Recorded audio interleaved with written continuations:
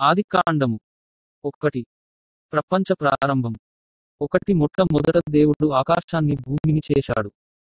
2 భూమి మొత్తం శూన్యంగా ఉండెను. భూమి మీద ఏమీ ఉండలేదు. మహాసముద్రాన్ని చీకటి ఆవరించి ఉండెను.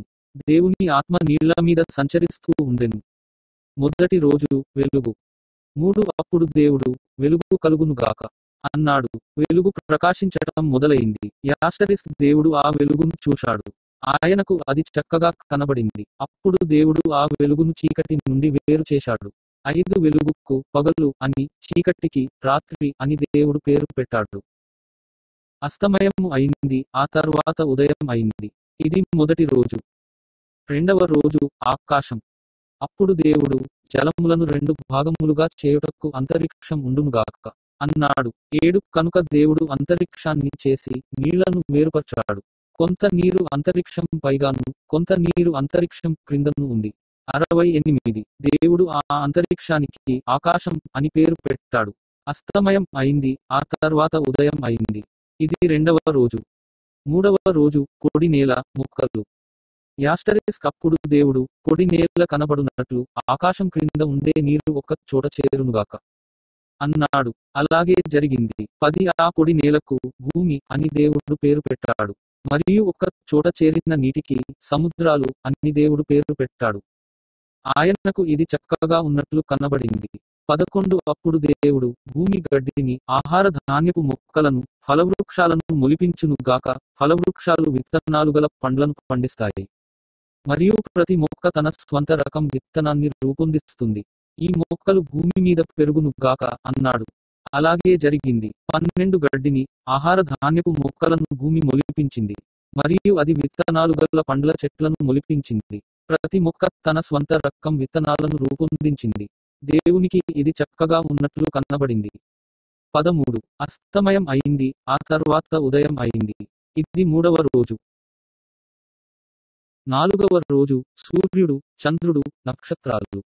14 అప్పుడు ఆకాశంలో జ్యోతులు ఉండునుగాక. ఈ జ్యోతులు రాత్రి నుండి పగలును వేరు చేస్తాయి. జ్యోతులు ప్రత్యేక సంకేతాలను, ప్రత్యేక సమావేశాల ప్రారంభాన్ని సూచించేందుకు ఉపయోగించబడతాయి. మరియు రోజులను, సంవత్సరాలను తెలుపుటకు అవి ఉపయోగించబడతాయి. 15 భూమి మీద వెలుగును ప్రకాశింప చేయుటకు ఈ జ్యోతులు ఆకాశంలో ఉంటాయి అని దేవుడు అన్నాడు. అలాగే జరిగింది. 16 కనుక ఆ 2 పెద్ద జ్యోతులను దేవుడు చేశాడు.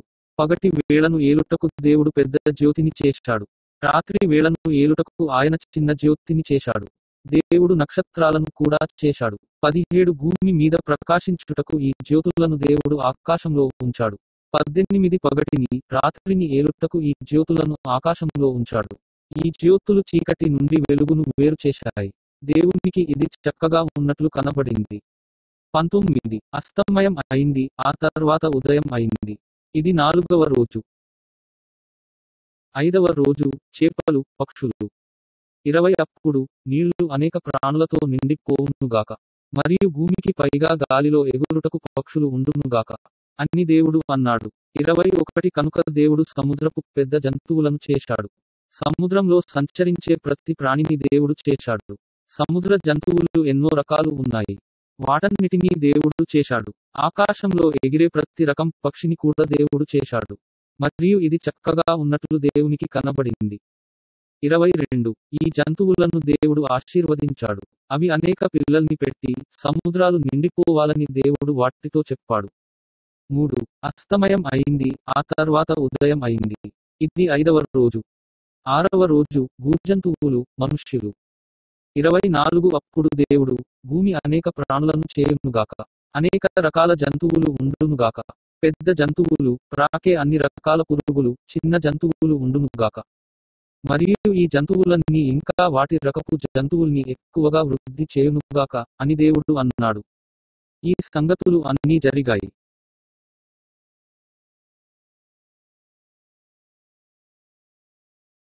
దేవుడు ప్రతి రకపు జంతువును చేశాడు. క్రూర జంతువులను, సాధు జంతువులను, ప్రాకుచుండు చిన్న వాటన్నింటినీ దేవుడు చేశాడు. మరియు ఇది చక్కగా ఉన్నట్లు దేవునికి కనబడింది. 26 అప్పుడు ఇప్పుడు మనం మనిషిని చేద్దాం. మనం మన పోలికతో మనుష్యుల్ని చేద్దాం. మనుష్యులు మనలా ఉంటారు. సముద్రంలోని చేపలన్నింటి మీద, గాలిలోని పక్షులన్నింటి మీద వారు ఏలుబడి చేస్తారు. భూమి మీద పెద్ద జంతువులన్నింటి మీదను, ప్రాకు చిన్న వాటన్నింటి మీదను వారు ఏలుబడి చేస్తారు అని చెప్పాడు. 27 కనుక దేవుడు తన స్వంత రూపంలో మనుష్యుల్ని చేశాడు. తన ప్రతిరూపంలో దేవుడు మనుష్యుల్ని చేశాడు. దేవుడు వారిని మగ, ఆడవారిగా చేశాడు. 28 దేవుడు వారిని, ఇంకా అనేక మంది ప్రజలు ఉండునట్లు పిల్లలను కనండి. భూమి మీద నిండిపోయి, దానిని స్వాధీనం చేసుకోండి. సముద్రంలో చేపల మీద, గాలిలో పక్షుల మీద ఏలుబడి చేయండి.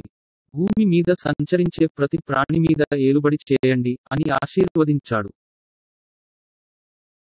29 ఆహార ధాన్యపు మొక్కలన్నింటినీ, ఫలవృక్షాలు అన్నింటినీ నేను మీకు ఇస్తున్నాను. ఆ చెట్లు విత్తనాలు గల పండ్లను పండిస్తాయి. ఈ ఆహార ధాన్యం, పండ్లు మీ ఆహారం అవుతుంది. 30 మరియు పచ్చ మొక్కలు అన్నింటినీ జంతువులకు నేను ఇస్తున్నాను. ఆ పచ్చ మొక్కలు వాటికి ఆహారం అవుతాయి. భూమి మీద ప్రతి జంతువు, గాలిలో ఎగిరే ప్రతి పక్షి, భూమి మీద ప్రాకుచుండు చిన్న ప్రాణులు అన్నీ ఆ ఆహారాన్ని తింటాయి అని దేవుడు చెప్పాడు. ఈ సంగతులు అన్నీ జరిగాయి. 31 దేవుడు తాను చేసినది అంతా చూశాడు. అది అంతా చాలా చక్కగా ఉన్నట్లు దేవునికి కనబడింది. అస్తమయం అయింది, ఆ తర్వాత ఉదయం అయింది. ఇది 6వ రోజు.